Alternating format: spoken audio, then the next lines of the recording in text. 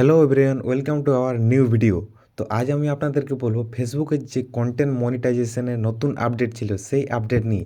কাল কিন্তু ছিল 19 তারিখ, সেই 19 তারিখের মধ্যে কিন্তু কন্টেন্ট মনিটাইজেশনের আপডেট এসেছিল যে 28 দিনের মধ্যে যদি আপনি 3 লাখ ভিউজ কমপ্লিট করেন তাহলে কিন্তু কন্টেন্ট মনিটাইজেশন সেট আপ আপনি পেয়ে যাবেন।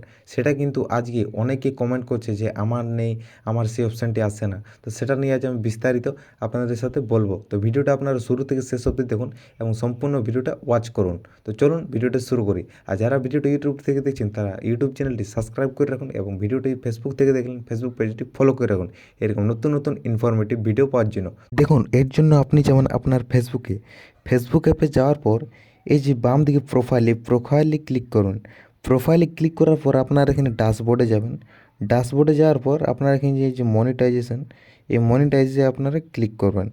এটাতে ক্লিক করার পর দেখুন এরকম একটা ইন্টারফেস শো হবে। এখানে আপনারা দেখবেন কন্টেন্ট মনিটাইজেশন সেকেন্ড নাম্বারে যেটা আছে এই অপশানে আপনারা ক্লিক করবেন।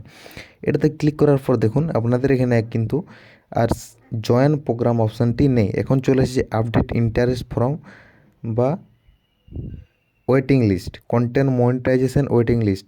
এটা সাধারণত কারণ এই যে 3 লাখ ভিউজ বলেছিল 28 দিনের মাধ্যমে, সেটা কিন্তু প্রায় প্রত্যেকে করে নিতে পারে। তার জন্য কিন্তু ফেসবুকে এটা এখন বন্ধ করে দিয়েছি। একদিন এটা ছিল, অনেকের মোবাইলে আছে কিন্তু অনেকের মোবাইলে আর নেই।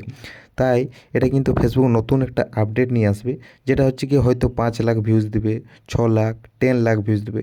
3 লাখটা কিন্তু অনেক কম, তাই এটা সবাই করে নিতে পারে। তার জন্য সেটা কিন্তু বন্ধ করে দিয়েছে ফেসবুক।